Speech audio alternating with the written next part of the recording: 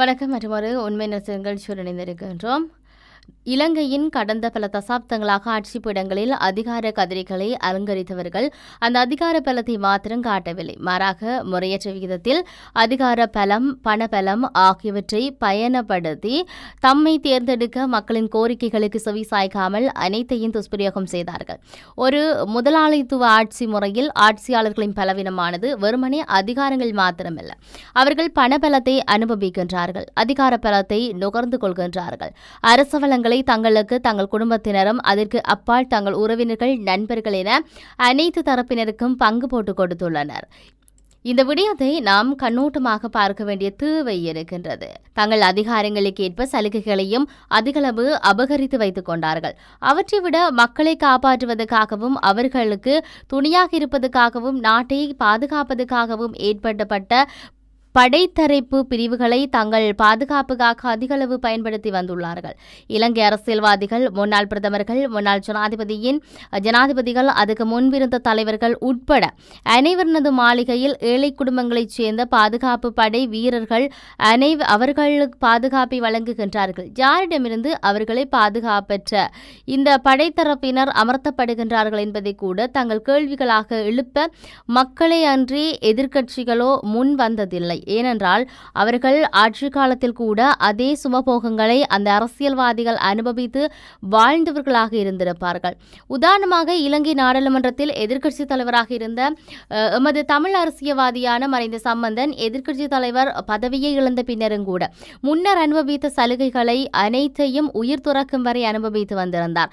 அவ்வாறான சலுகைகளை அவருக்கு வழங்கிய மஹிந்தாவும் பின்னர் கோட்டாவும் தொடர்ந்து மக்கள் ஆதரவு இல்லாமலேயே ஜனாதிபதியான ரணில் என்பவர் கூட அனைத்து சலுகைகளையும் சம்பந்தருக்கு வழங்கியிருந்தார். ஆனால் அந்த தமிழ் தலைவரின் பதவியினால் தமிழ் மக்கள் எந்த சுகத்தையும் அனுபவிக்கவில்லை. மாறாக சம்பந்தரிடம் உதவி கேட்டு சென்ற முன்னாள் போராளிகள் கூட அவரால் அவமதிக்கப்பட்டவர்கள், நிராகரிக்கப்பட்டவர்கள். அப்படியானால் நாம் சிந்தித்து பார்க்க வேண்டும், பெரும்பான்மை இனத்தைச் சேர்ந்த முதலாளித்துவ போக்கு கொண்டு சிங்கள தலைவர்கள் எந்தெந்த சுகபோகங்களை அனுபவித்திருப்பார்கள் என்று அறிந்து கொள்ள முயன்றிருக்க வேண்டும். இந்த விடயங்களையும் அதன் உள் விவகாரங்களையும் நாம் இந்த வாரத்தின் நாம் பார்க்க போகின்றோம். அதாவது எடுத்துக்கொண்டதுக்கு காரணம், ஏன் இந்த விடயத்தை நாங்கள் எடுத்துக்கொண்டோம் என்று சொன்னால், தற்போது ஆட்சியில் அமர்ந்திருக்கும் ஜனாதிபதி அனுர்குமாரவின் அரசின் ஊடாக பல மாற்றங்கள் நிலவும் என்று இலங்கையிலும் புலம்பெயர்ந்த நாடுகளிலும் உள்ள எமது மக்கள் எதிர்பார்த்து காத்திருக்கிறார்கள். அதைவிட ஆச்சரியம் எதுவென்றால், ஜனாதிபதி அனில்குமார் திசாநாயக்கவுக்கு வாக்களிக்காமல் ரணிலுக்கும் சஜித்துக்கும் வாக்களித்த பெரும்பாலானோர் மனங்களில் மாற்றங்கள் ஏற்பட்டு வருவது தெளிவான உண்மை. இவ்வாறான ஒரு ஆட்சிக்கு எமது தமிழ் மக்கள் சிறிது கால அவகாசம் வழங்கி பார்க்கலாம். அவசரப்பட்ட எதிரான விமர்சனங்களை பறக்க விடுவது பார்த்து சற்று அவதானத்துடன் இருந்தால் முன்னிய ஆட்சிகளைப் போலல்லாது சற்று மூச்சுவிடக்கூடியதுமான காலம் வரலாம். அரசு எனும் கஜானாவை பாதுகாக்க வேண்டிய பொறுப்பு அரசியல்வாதிகளுக்கும் மக்களுக்கும் பாதிக்கு பாதி இருக்க வேண்டும் என்ற ஒரு விடயத்தை ஒரு அரசியல் ஆய்வாளர் சொல்லியிருந்ததை நாம் பார்க்கக்கூடியதாக இருக்கிறது. இது இப்படி இருக்க, ரணில் விக்ரமசிங்க ஆட்சி காலத்தில் வடக்கு மாகாணத்தில் மதுபான சாலைகளுக்கு வழங்கப்பட்ட அனுமதி பத்திரங்களை மீளாய்வு செய்து உரிய நடவடிக்கைகளை எடுக்குமாறு அரசாங்கத்திடம் கோரிக்கை முன்வைக்கப்பட்டிருக்கிறது. தற்பொழுது சமூக வலைத்தளங்களை எடுத்துக்கொண்டால் இந்த தமிழர் தாயக பகுதியில் அதிக அளவில் பேசப்படுகின்ற ஒரு விடயம், இந்த மதுபான சாலைகளுக்கான அனுமதி பத்திரங்கள் யாருக்கு வழங்கப்பட்டது? சரி, நாடாளுமன்ற உறுப்பினர், முன்னாள் நாடாளுமன்ற உறுப்பினர்கள் பேரில் தமிழ் மக்கள் பிரதிநிதிகள் பேரில் பதிவு செய்யப்படவில்லை. ஆனால் அவர்களோட உறவினர்கள், தெரிந்தவர்கள் என்ற பெயரில் தான் இந்த மதுபான சாலை பகிரப்பட்டிருக்கிறது, பதிவு செய்யப்பட்டிருக்கின்ற ஒரு பெயரில் பல்வேறுபட்ட விமர்சனங்கள் முன்வைக்கப்பட்டு கொண்டிருக்கின்றது. இதெல்லாம் இருக்க ஜனாதிபதி இது சார்ந்த நடவடிக்கை எடுக்க கோரிக்கை விடுத்திருக்கப்பட்டிருக்கிறது. இதன் மூலம் சமூகத்தின் குறிப்பாக இளைஞர்களின் நல்வாழ்வை பாதுகாக்குமாறு ஸ்ரீலங்கா பொதுஜன பெரமுனவின் அரசியல் சபை உறுப்பினரும் கீதாநாத் காசிலிங்கம் ஜனாதிபதி அனுரவி திசாநாயக்கவிடம் எழுத்து மூலம் கோரிக்கை விடுத்தார். இதன்படி பரந்தஞ்சந்தியில் இருந்து இரணைமடு சந்தி வரையான பாதையில் அதாவது அண்மைய வருடங்களின் பல மதுபான சாலைகள் குறிப்பிடத்தக்க அளவில் அமைக்கப்பட்டுள்ளதாக கீதாநாத் சொல்லியிருக்கிறார். கடந்த ரணில் விக்ரமசிங்க ஆட்சி காலத்தில் குறிப்பிட்ட சில அரசியல்வாதிகளின் ஆதரவை பெறுவதற்காக அந்த மதுபான அனுமதி பத்திரங்கள் பல வழங்கப்பட்டுள்ள என்பதை ஜனாதிபதியின் கவனத்துக்கு கொண்டு வருவதாக இருப்பதாக அவர் தெரிவித்துள்ளார். மேலும் அண்மை காலங்களாக இது போன்ற நிறுவனங்களின் தோற்றியலால் அன்றாட மக்களின் இயல்பு வாழ்க்கை பாதிக்கப்படுவதாக தெரிகிறது. பெரும்பான்மையான மக்கள் தினசரி கூலி வேலை செய்பவர்கள் என்ற அடிப்படையில் மதுபானங்களின் பெருக்கம் அவர்களின் வாழ்வாதாரத்துக்கு தீங்கு விளைவிக்கும் என்று கீதாநாத் குறிப்பிட்டிருக்கிறார். இந்த மதுபான அனுமதி பத்திரங்கள் வழங்கப்பட்டமை குறித்து விசாரணைகள் நடத்துமாறு அவர் ஜனாதிபதியிடம் வலியுறுத்தி இருப்பதையும் பார்க்கக்கூடியதாக இருக்கிறது. உண்மையில் இருக்கக்கூடிய பல மதுபான சாலைகளை ஒழித்தாலே மிகப்பெரிய ஒரு விடயமாக இருக்கும் என்று சொல்லப்பட்டிருக்கிறது. இந்த பின்னணியில தான் மன்னாரில் இருக்கக்கூடிய ஒரு மதுபான சாலை உத்தரவிடப்பட்டிருக்கிறது தற்காலிகமாக மூடுவதற்கு.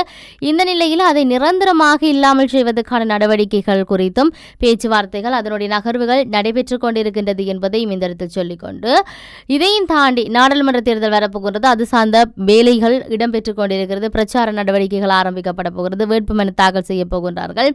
இப்படி நிறைய விடயங்கள் இருக்கு. கட்டுப்பாடம் செலுத்த வேண்டும், நிறைய விடயங்கள் இருக்கின்ற பொழுது எதிர்வரும் நாடாளுமன்ற தேர்தலில் பெண்கள் 50% உள்வாங்கப்பட வேண்டும் என்று சொல்லி வடக்கு கிழக்கு அரசியல் செயற்பாட்டில் ஈடுபட்டு வர பெண்கள் கோரிக்கை விடுத்திருக்கிறார்கள். தனியார் விருந்தினர் விடுதியில் இடம்பெற்ற கலந்துரையாடலின் போதுதான் அவர்கள் ஊடகங்களுக்கு இந்த கருத்தை சொல்லியிருந்தார்கள். அதாவது நாடாளுமன்ற தேர்தலில் பெண்களுக்கு ஆசன ஒதுக்கீடு சரிசமமாக பகிர்ந்தளிக்கப்பட வேண்டும் என தமிழ் தேசியம் சார்ந்து வடக்கு கிழக்கில் இயங்கும் அரசியல் கட்சிகளின் பெண்கள் குழு கோரிக்கை விடுத்திருக்கிறது. தற்போது புதிதாக பதவியேற்றுள்ள ஜனாதிபதி அனுரகுமார் திசாநாயக்க பெண் பிரதமரை நியமித்து அரசியலில் பெண்களின் வகைப்பாகங்களை சமமாக பேணி வருகின்றார். இந்த மாற்றத்தை வரவேற்கத்தக்க விடயமாக அமைந்திருக்குது. ஆனால் தமிழ் மக்களாகிய அதாவது தமிழ் பெண்களாகிய எமது தமிழ் கட்சிகள் எவையுமே பெண்கள் அரசியலில் ஈடுபடுவதற்கான சந்தர்ப்பத்தினை சரியாக வழங்கவில்லை. நாம் நீண்ட காலமாக அரசியல் செயற்பாடுகளில் ஆண்கள் ஈடுபடுவதற்கு பல்வேறு வகையிலும் எமது உழைப்பை வழங்கி வருகின்றோம். ஆனால் அரசியல் நாம் நேரடியாக ஈடுபடுவதற்கு விமர்சனங்கள் வழங்கப்படுகிறது. பெண்களுடைய பிரச்சனைகளை வெளியில் கொண்டு வருவதற்கும் பெண்களுக்கு பெண்களே வாக்களிப்பதற்கும் பெண்கள் மத்தியில் கருத்துக்களை தெரிவிக்கும் ஆண் அரசியல்வாதிகள் பெண்களுக்கு வாக்களியுங்கள் என்றும் பெண்களிலே படித்த ஆளுமை மிக்க தலைமைத்துவம் கொண்ட பெண்கள் அரசியலில் ஈடுபடுத்தப்பட வேண்டும் என்ற கருத்துக்களையும் வலியுறுத்தவில்லை.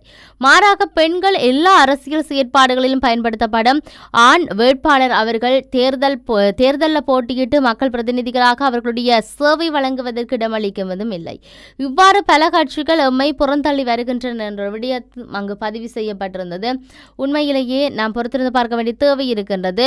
பொது தேர்தலுக்கான திகதிகள் அறிவிக்கப்பட்டிருக்கின்றது. இதனுடைய நகர்வுகள் எப்படி நகரப்போகின்றது என்பதை மற்றொரு உண்மை நிகழ்ச்சியில் சந்திப்போம். வணக்கம்.